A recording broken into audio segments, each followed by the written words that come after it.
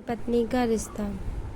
मुझे पहले लड़के की तस्वीर दिखाओ माँ, फिर मैं फैसला करूँगी यहाँ हाँ होगी मेरी या ना।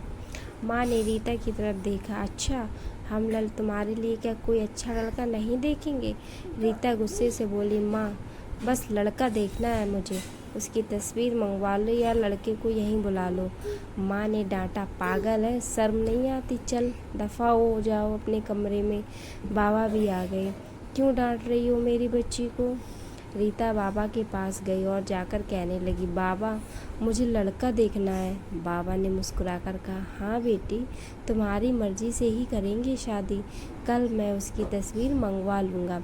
लड़के का अपना होटल है, पढ़ा लिखा है, प्यारा है, लेकिन रीता को तो लड़का देखना था। लड़का तो प्यारा है। रीता ने हाँ कर दी।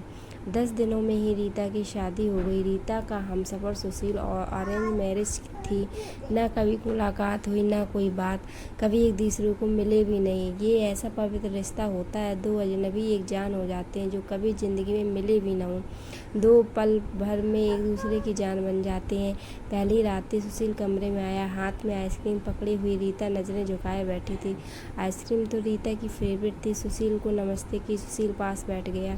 सुशील थोड़ा सा शर्माता भी था। आइसक्रीम खाते ही बोला, जितने पैसे शादी पर खर्च किए इतने की काश में आइसक्रीम खा लेता। रीता का घूंघट उठाकर बोला, आप खाओगी? पहले तो रीता ने शर्माते हुए मना कर दिया, फिर सुशील ने प्यार से कहा, खाली प्यार बढ़ेगा। रीता को आइसक्रीम दी और खुद भी खाने लगा। रीता सारी आइसक्रीम खा गई। सुशील ने जब पूछा, आइसक्रीम पूरी खत्म कर दी? रीता मुस्कुराने लगी, वो तो मैं खा गई। सुशील भी मुस्कुराने लगा, बहुत कंजूस हो आप, पहले कहती नहीं खाती और अब देखो सारी की सारी खा गई। ये आइसक्रीम 50-50 की थी।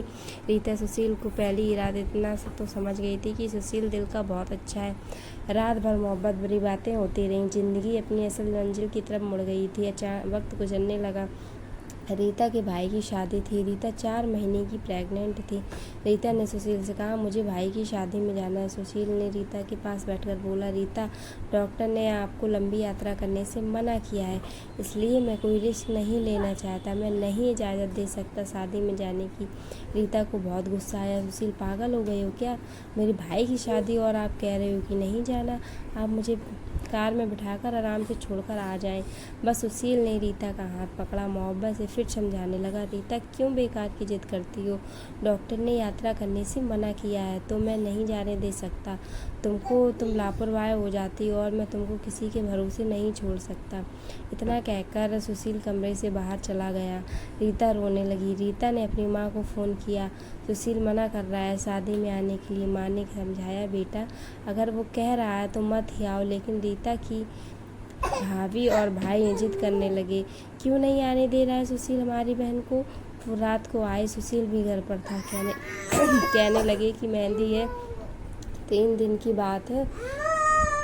सुशील ने रीता की तरफ देखा। रीता, मैंने क्या कहा था तुमसे? रीता ने नज़रें झुका लीं, कमरे में चली गई। उस पर सुशील को गुस्सा तो बहुत था, लेकिन ये सब्र कर लिया। 1000 रुपया जेब से निकाले, रीता को दिए। ये कुछ पैसे हैं, रख लो, बाकी और चाहिए तो ले लेना, मैं आऊँगा कल। रीता बहुत खुश थी। सुशील ने अपने सीने से लगा, रीता को अपना ख्याल रखना। रीता फिर शादी में चली गई। मेहंदी की रात रीता की बुआ की लड़की आई थी। डांस भी किया, काफ़ी एंजॉय किया। बारात वाले दिन जब भाई की बारात लड़की वालों के घर पहुंची तो बारिश हो रही थी। गले में काफ़ी कीचड़ था।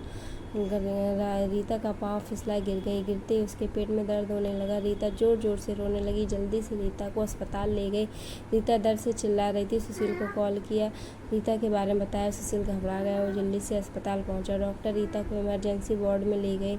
सुशील बहुत परेशान, दिल की धड़कनें बेकाबू थी। जुबान पर ईश्वर का जाप था। बाकी सब लोग शादी की खुशियों में मग्न थे, लेकिन वहाँ सुशील परेशान खड़ा था। कुछ देर बाद डॉक्टर कमरे से बाहर आए। उन्होंने सॉरी कहते हुए बताया, आपका बच्चा मर चुका है। सुशील बेजान सा होकर कुर्सी पर बैठ गया। भगवान से हिम्मत मांगकर जल्दी से वार्ड में गया। रीता रो रही थी। सुशील को देखकर मुंह मोड़ लिया। सुशील पास बैठ गया, सर पर हाथ फेरने लगा। अच्छा चल चुप कर मेरी सोनी, रोना बंद कर, बस ऊपर वाले की मर्जी थी। रीता फूट फूट कर रोने लगी। सुशील, मुझे माफ़ कर दे, मुझसे गलती हो गई। सुशील ने आंसू से भीगी हुई पलकों को चूम लिया। अरे बस बस मेरी जान, रोते नहीं है, बस ऊपर वाले की मर्जी थी, चुप चुप हो जाओ। रीता खुद का गुनहगार समझ रही थी। अपने बच्चे और सुशील को खुद को बहुत ही ज़्यादा इल्ज़ाम दे रही थी। मुझे रोका था सुशील ने, माँ ने, लेकिन मैं ज़िद करती रही, शादी में जाना है। अगर मैंने इनकी बात मान ली होती तो आज शायद मैं अपना बच्चा ना खोती।